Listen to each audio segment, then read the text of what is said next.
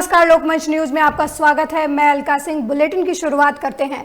उत्तर प्रदेश के बाहुबली राजनेता और माफिया डॉन और मऊ से विधायक मुख्तार अंसारी को लेकर पंजाब और उत्तर प्रदेश की सरकार आमने सामने आ गई है। पंजाब की अमरिंदर सिंह सरकार ने मौजूदा समय में रूपनगर जेल में बंद मुख्तार अंसारी को फिलहाल उत्तर प्रदेश सरकार को सौंपने से इनकार कर दिया है।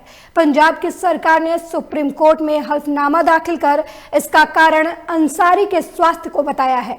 अब सुप्रीम कोर्ट इस मामले की सुनवाई 8 फरवरी को करेगी।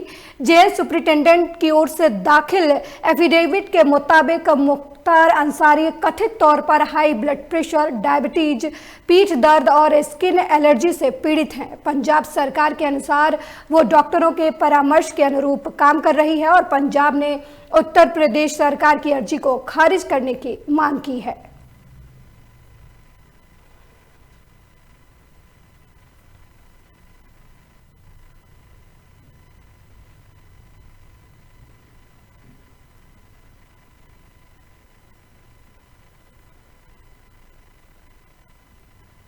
वहीं कृषि मंत्री नरेंद्र सिंह तोमर ने शुक्रवार को संसद के बजट सत्र के दौरान राज्यसभा में कहा कि मोदी सरकार के 3 नए कृषि सुधार कानूनों पर किसानों को भड़काया जा रहा है। उन्होंने ये भी कहा कि किसानों का आंदोलन बस एक राज्य के किसानों तक ही सीमित है। विपक्ष के विरोध के बीच सरकार ने कृषि कानूनों और किसान आंदोलन पर सरकार का पक्ष रखते हुए कहा कि विरोध करने वाले इन्हें काला कानून बता रहे हैं, लेकिन अभी तक कोई ये नहीं बता पाया कि इसमें काला क्या है। उन्होंने कहा कि मैं विपक्ष और किसान यूनियनों से 2 महीने से पूछ रहा हूं कि इन कानूनों में काली क्या है ताकि हम उसे ठीक कर सकें, लेकिन कोई कुछ नहीं बता पाया है।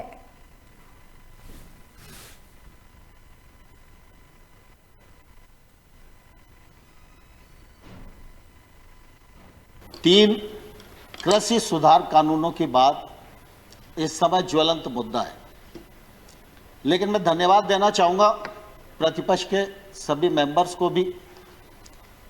उन सब ने किसान आंदोलन पर भी चिंता की। किसान आंदोलन के लिए जो सरकार को कोसना आवश्यक था उसमें भी कोई कंजूसी नहीं की और कानूनों को काले कानून भी जोर देकर कहा।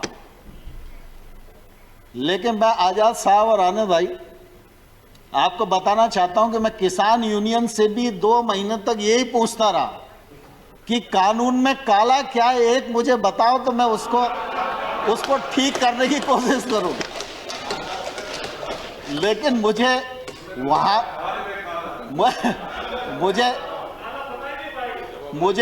वहां भी मालूम नहीं पड़ा।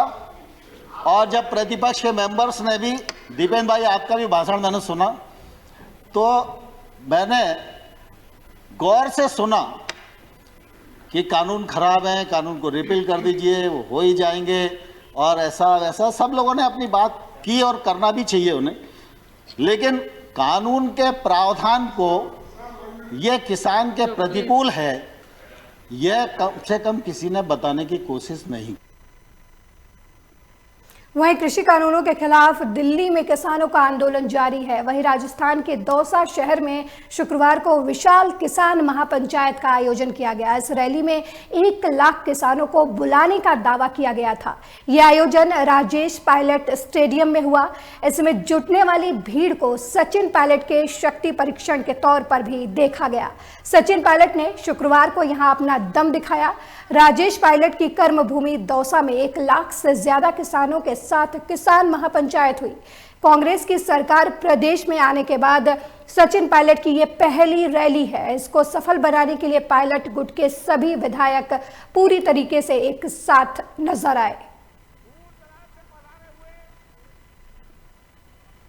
ये कृषि कानून जिनको केंद्र सरकार बोलती है कि किसानों के हित में है, मैं आप लोगों को बताना चाहता हूं, ये ऐसे कानून बना दिए गए हैं जिसका विरोध पूरे देश में हो रहा है। दिल्ली की सरहद पर 2-2.5 महीने से इस कड़कती ठंड में हमारे किसान साथी बैठे हैं। सैकड़ों किसान हमारे शहीद हो गए। ये कृषि कानून वहीं बेंगलोर में हो रहे एरो इंडिया 2021 के वैलिडिक्टरी सेशन में रक्षा मंत्री राजनाथ सिंह ने सेना के आधुनिकीकरण को लेकर बड़ी बात कही है। रक्षा मंत्री राजनाथ सिंह ने कहा कि हम अगले 7 से 8 सालों में मिलिट्री मॉडर्नाइजेशन के जरिए अपनी सुरक्षा को और मजबूत करेंगे। रक्षा मंत्री ने ऐलान किया कि इसके लिए करीब 130 अरब डॉलर का निवेश किया जाएगा। इससे पहले रक्षा मंत्री राजनाथ सिंह ने कहा कि आने वाले दिनों में भारत की अर्थव्यवस्था को स्टार्टअप ही पंख देंगे। राजनाथ सिंह ने यह बात बेंगलुरु में हुए स्टार्टअप मंथन में कही। राजनाथ सिंह ने कहा कि यह कार्यक्रम कोरोना के बाद हमारे क्षमता को आगे बढ़ाने में मदद करेगा। स्टार्टअप इंडिया 3 प्रमुख स्तंभों पर आधारित है। उन्होंने कहा कि simplification and hand holding, founding and incentive और इंडस्ट्री एकेडमी ऑफ पार्टनरशिप के जरिए यह बदलाव होगा।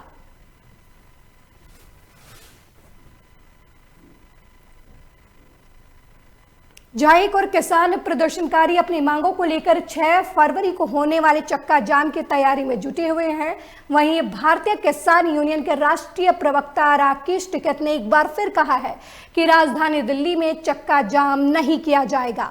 उन्होंने कहा कि जो लोग यहां नहीं आ पाए वो अपनी अपनी जगहों पर 6 फरवरी को चक्का जाम शांतिपूर्ण तरीके से करेंगे। ये जाम दिल्ली में नहीं होगा। इससे पहले राकेश टिकैत ने कहा कि चक्का जाम के दौरान लोगों को रोककर कृषि कानूनों की खामियां बताने का काम करें। उधर 6 फरवरी को प्रदर्शनकारियों के चक्का जाम की घोषणा देखते हुए दिल्ली पुलिस ने गाजीपुर बॉर्डर पर सुरक्षा के इंतजाम बढ़ा दिए हैं। इसी के साथ सिंधु और टिकरी बॉर्डर पर भी सुरक्षा बलों को तैनात कर दिया गया है।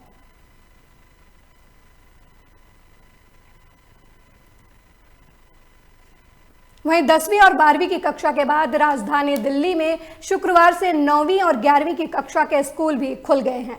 इस दौरान स्कूल पहुंचे छात्र छात्राओं ने न केवल व्यवस्थित तरीके से मास्क लगाए रखे बल्कि शारीरिक दूरी के नियमों का पालन भी किया। क्लासरूम में भी नियम कानून देखने को मिले। बता दें कि शुक्रवार से दिल्ली में सिर्फ स्कूल ही नहीं बल्कि डिग्री और डिप्लोमा इंस्टीट्यूट भी खुल गए हैं। शुक्रवार को पहला दिन होने की वजह से स्कूलों में बेहद कम छात्र छात्राएं नजर आए।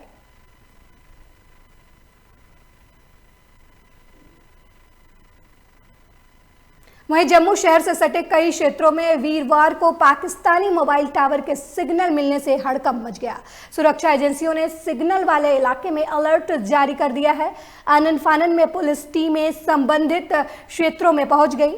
बन तालाब के भरत नगर क्षेत्र में पुलिस के वरिष्ठ अधिकारियों के नेतृत्व में तलाशी अभियान चलाया गया। वहीं पुलिस को सेवानिवृत्त असिस्टेंट सब इंस्पेक्टर और कश्मीर के अनंतनाग के निवासी के घर में परिवार के सदस्यों के मोबाइल फोन और लैपटॉप की जांच की गई तो वहां कुछ नहीं मिला। सूत्रों के अनुसार पूरे जम्मू शहर में पुलिस और अर्धसैनिक चौकस हो गए हैं। नाकों के अलावा मोबाइल टीमों को सतर्क रहने के निर्देश दिए गए हैं। पुलिस के आला अधिकारी इससे इनकार भी नहीं कर रहे कि जम्मू शहर में आतंकी या फिर इनके मददगार छिपे हो सकते हैं। वहीं sub divisional police officer Domana कौशीन कौल का कहना है कि इलाके में कोई संदिग्ध गतिविधियां नहीं पाए जाने की वजह से तलाशी अभियान बंद कर दिया गया है।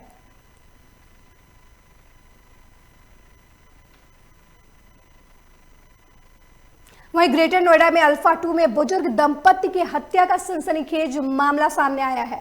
आपको बता दें कि जानकारी मिलने के बाद थाना बीटा 2 पुलिस डॉग स्क्वाड और क्राइम ब्रांच की टीम के साथ मौके पर पहुंची, जिसके बाद हादसे से पूरे इलाके में सनसनी फैल गई है। पुलिस ने बताया कि मृतक नरेंद्र नाथ, जिनकी उम्र 70 साल बताई जा रही है, उनकी बॉडी मकान के बेसमेंट में मिली, जबकि उनकी पत्नी सुमन नाथ की उम्र 65 वर्ष है और उनकी भी मौत हो चुकी है। वहीं मृतक दंपति के परिजनों का कहना है कि मृतक दंपति पैसों के लेन देन का काम करता था। ऐसे में हो सकता है कि पैसों की वजह से दोनों की हत्या की गई हो।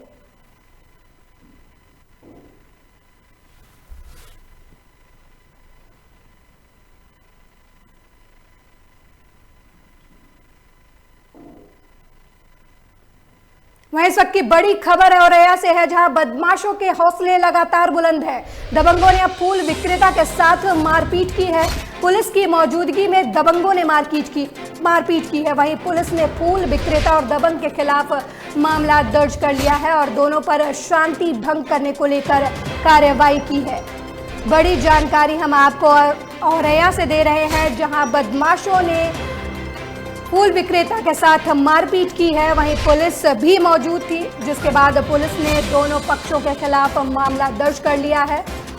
बताया जा रहा है कि दोनों पक्षों के खिलाफ शांति भंग करने के तहत कार्रवाई की गई है।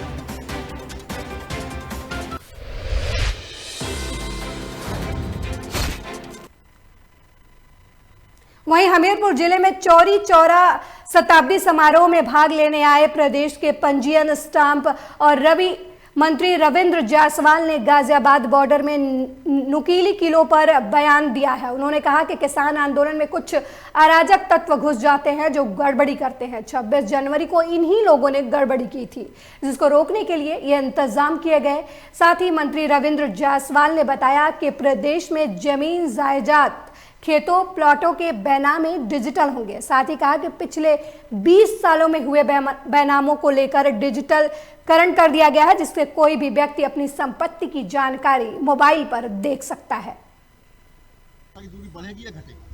मेरा मानना है कि चूंकि एक लोकतंत्र है, लोकतंत्र पार्टी में हर आदमी को संघर्ष करने के लिए अधिकार दिया गया है, लेकिन लॉ एंड ऑर्डर कंट्रोल करना वहाँ काम प्रसंग होती है। तो पुलिस प्रशासन ने पिछले बार जो घटना हुआ है 26 जनवरी को, उसको देखते हुए कुछ लोग ऐसे आंदोलनों में आ जाते हैं जो किसी कंट्रोल में नहीं रहते हैं, तो उनके लिए क्या।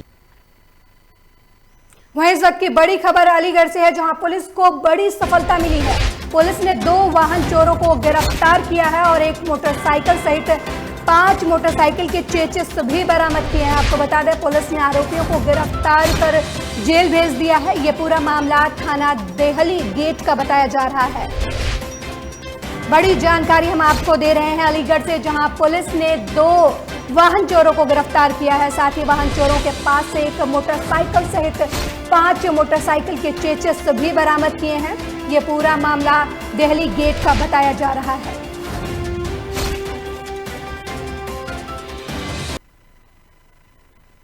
वहीं यूपी के सहारनपुर की दर्दनाक घटना सामने आई है। आपको बता दें कि घर से नमाज के लिए निकले एक बुजुर्ग का शव गांव के खाली प्लॉट में पड़ा पाया गया, जिस पर आशंका जताई जा रही है कि किसी धारदार हथियार से वार कर बुजुर्ग को मौत के घाट उतार दिया गया है। और साथ ही ये भी सूचना मिली है कि बुजुर्ग का पहले से किसी से विवाद था। वहीं मौके पर पहुंची पुलिस शव को पोस्टमार्टम के लिए भेज चुकी है। दरअसल पूरा मामला जनपद सहारनपुर की कोतवाली बेहट इलाके के गांव खिड़का भटकवा संसारपुर का है और खून से लथपथ शव को देख परिजनों में कोहराम मच गया है। आशंका जताई जा रही है कि किसी रंजिश के चलते बुजुर्ग की हत्या की गई है। वहीं पुलिस मामले में छानबीन करने में जुट गई है।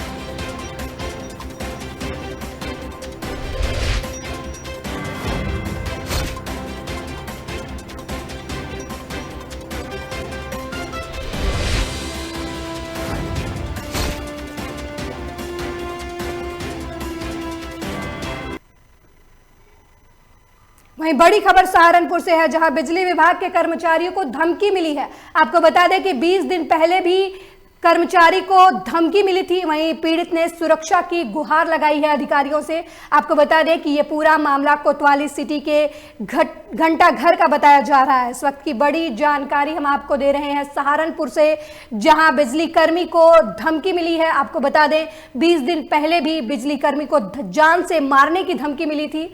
अब पीड़ित ने सुरक्षा की गुहार लगाई है।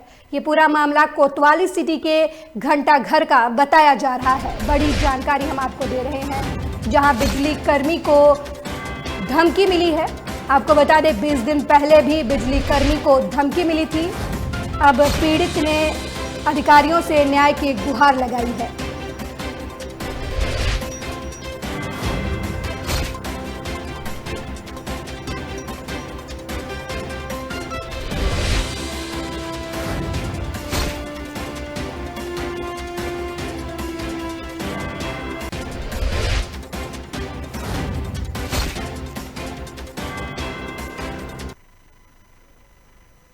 वहीं गाजीपुर तहसील परिसर में जमकर हंगामा हुआ है। आपको बता दें कि लेखपाल और पूर्व प्रधान के बीच मारपीट हुई है। दरअसल सदर कोतवाली के रूहीपुर चक सफिया गांव के पूर्व प्रधान अमरीश यादव ने लेखपालों पर मारपीट का आरोप लगाया है। वहीं पूर्व ग्राम प्रधान का आरोप है कि गांव में हो रहे अवैध कब्जे की शिकायत करने पर नायब तहसीलदार की शह पर लेखपालों ने उनके साथ मारपीट की है और इस दौरान तहसील परिसर में अफरा तफरी का माहौल बना रहा। जबकि मामले को लेकर एसडीएम सदर अनिरुद्ध सिंह ने मारपीट की घटना से इनकार किया है और गांव में अवैध कब्जे को लेकर कार्रवाई की बात कही है।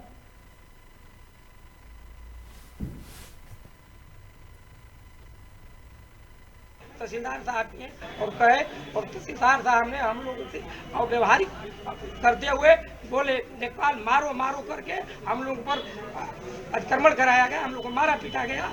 वो जमीन को मिली बगल से लेखपाल रमेश यादव द्वारा उसको अतिक्रमण कराया जा रहा है। हम लोग की मांग है कि सार्वजनिक हित में उसके सक्षम अधिकारी टीम गठित करके उसकी जांच करा करके हम लोगों को न्याय दिलाया जा सके। वहीं इस वक्त की बड़ी खबर महोबा से है, जहां नगर पालिका में धड़ल्ले से भ्रष्टाचार हो रहा है। बताया जा रहा है कि सफाई कर्मियों को पूरा भुगतान नहीं मिल रहा है। वहीं पीड़ित सफाई कर्मियों ने श्रम कोर्ट जाकर कार्रवाई और शिकायत की। श्रम कोर्ट ने नगर पालिका परिषद और कलेक्ट्रेट को नोटिस भेजा है। आपको बता दें कि महोबा नगर पालिका परिषद का ये पूरा मामला बताया जा रहा है। इस वक्त की बड़ी जानकारी हम आपको महोबा से दे रहे हैं, जहां नगर पालिका में धड़ल्ले से भ्रष्टाचार हो रहा है। आपको बता दें कि सफाई कर्मियों को उनका भुगतान नहीं किया जा रहा है, जिसकी वजह से पीड़ित सफाई कर्मियों ने श्रम कोर्ट जाकर शिकायत दर्ज की है। अब इस मामले में कोर्ट ने नगर पालिका परिषद और कलेक्ट्रेट को नोटिस भेजा है। आपको बता दें कि महोबा नगर पालिका परिषद का यह पूरा मामला है।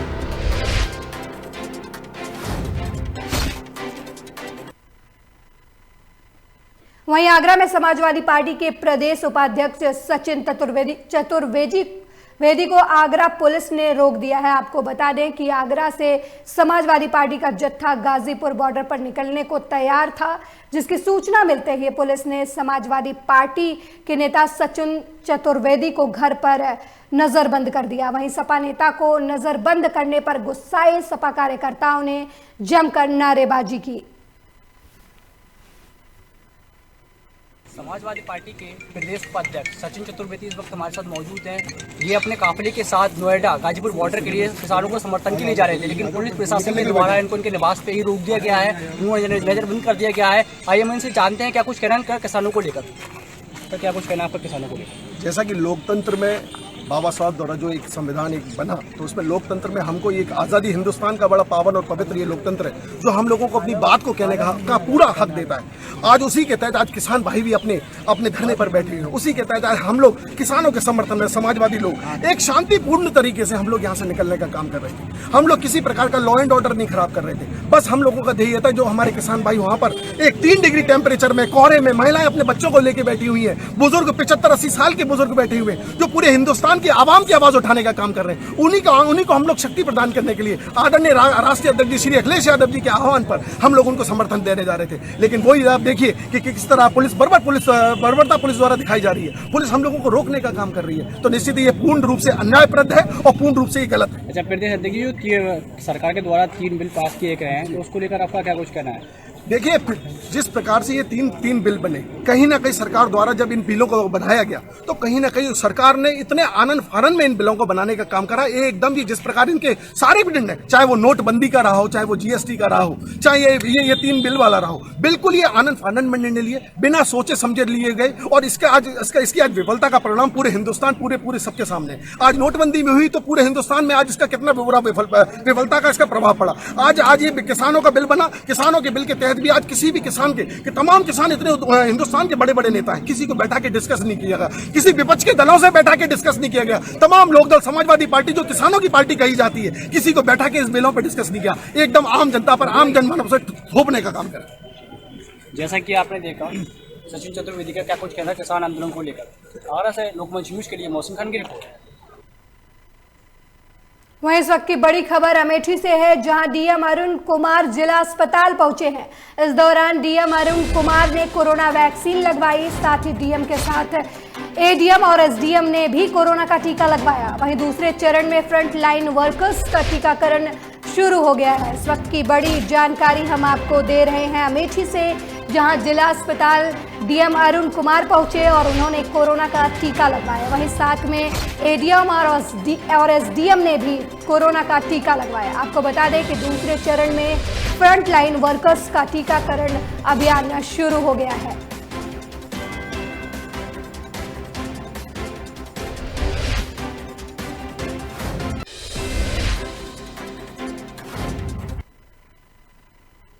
वहीं बड़ी जानकारी अमरोहा से आ रही है, जहां हसनपुर पुलिस को चेकिंग के दौरान बड़ी कामयाबी मिली है। आपको बता दें, पुलिस ने ट्रांसफार्मर चोरी करने वाले गिरोह का खुलासा किया है। वहीं ट्रांसफार्मर चोरी करने वाले 4 अभियुक्तों को गिरफ्तार भी किया है। आपको बता दें, आरोपियों के पास से 14 ट्रांसफार्मर बरामद किए गए हैं। यह पूरा मामला अमरोहा थाना हसनपुर पुलिस ने इस मामले का खुलासा किया है। बड़ी जानकारी हम आपको अमरोहा से दे रहे हैं, जहां पुलिस ने ट्रांसफार्मर चोरी करने वाले गिरोह का खुलासा किया है और इस मामले में 4 आरोपियों को गिरफ्तार किया है। आपको बता दें, आरोपियों के पास से 14 ट्रांसफार्मर भी बरामद किए गए हैं। यह पूरा मामला हसनपुर पुलिस का है, जिसने ये खुलासा किया है।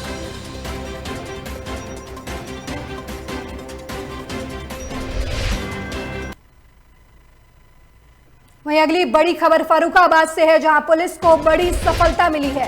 पुलिस ने 2 शातिर चोरों को गिरफ्तार किया है और मौके से 2 तमंचे और 3 जिंदा कारतूस भी बरामद किए हैं। आपको बता दें, पुलिस ने आरोपियों से नशीला पदार्थ भी बरामद किया है।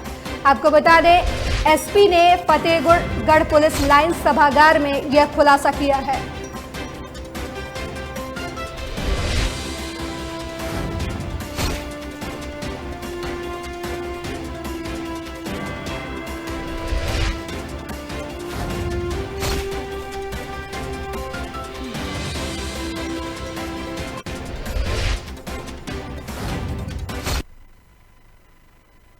इस बुलेटिन में मेरे साथ इतना ही। देखते रहिए लोकमंच न्यूज। नमस्कार।